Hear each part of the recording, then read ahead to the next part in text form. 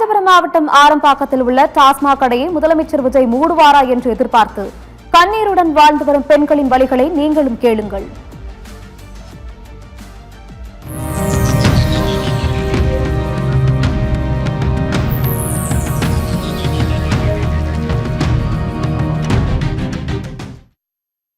பசங்களை போகும்போது வரும்போதும் கிண்டல் பண்ணுறது, வண்டி எடுத்துன்னு வந்து சைடாக உரத்து, அதனால் ரொம்ப பாதிப்பாக இருக்குது.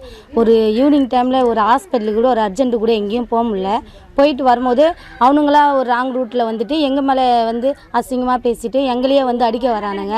நம்ம அதை திருப்பி கேட்டால் அது பெரிய பிரச்சனையாக ஆக்குறானுங்க. நம்ம வீட்டுக்கு வந்து கை கட்டினு வீடு பின்னாடிலாம் ஃபுல்லாக வேறு குடிக்கிறானுங்க. பக்கத்துலேயே இருக்கிறதுனால ரொம்ப கஷ்டமாக இருக்குது எங்களுக்கு. எங்கள் வீட்டுக்காரங்களாம் வேலைக்கு போகிறத விட்டுட்டு பக்கத்துலேயே இருக்கிறதுனால முதல் மெயின் அவங்க வந்து குடிச்சிட்டு தான் வீட்டுக்கு வராங்க.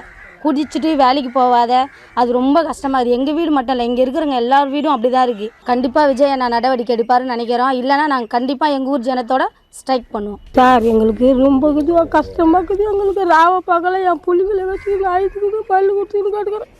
ஒரு 5 பொண்ணு எனக்கு ஒரு பையன், அந்த ஒரு பையனை குடிச்சுட்டு வந்து ஒரு 3 மணி நேரத்து கூட 1 மணிக்கெல்லாம் வந்து ஊந்துட்டான். வந்து ஊந்து கட்டுக்கிறான், வண்டியிலேருந்து அப்படியே வந்து ஊந்து கட்டுக்கிறான். ரொம்ப கஷ்டமாக இருந்து ஓன் சேப்பை காலி பண்ணிட்டீங்கன்னா ரொம்ப சந்தோஷமாக தான். நீங்கள் அதுதான் எனக்கு அதான் கஷ்டமாக இருக்குது. எனக்கு ஓன் சேப்பு இருக்கக்கூடாது. நாங்கள் ஆரம்பாக்கம் கிராமத்தில் இருக்கிறோம்.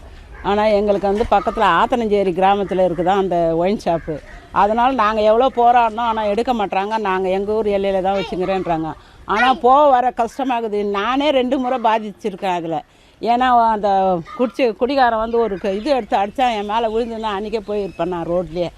வர வழி அதுதான், குழந்தைங்க வர வழி பக்கத்துலேயே, வீடு பக்கத்துலேயே இருக்குது. அதனால் எங்களுக்கு ரொம்ப கஷ்டமாக இருக்குது.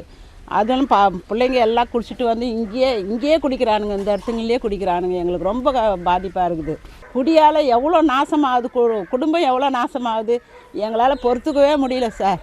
அதனால் நீங்கள் அதை எப்படியாவது மாற்றினா எங்களுக்கு நல்லாயிருக்கும். உங்களை கையெடுத்து கும்பிட்றோம். ஆத்தனஞ்சேரி எல்லையில் இருக்க ஒயின் ஷாப்பு, இதால் வந்து நிறைய பிள்ளைங்க பாதிக்கப்படுறாங்க.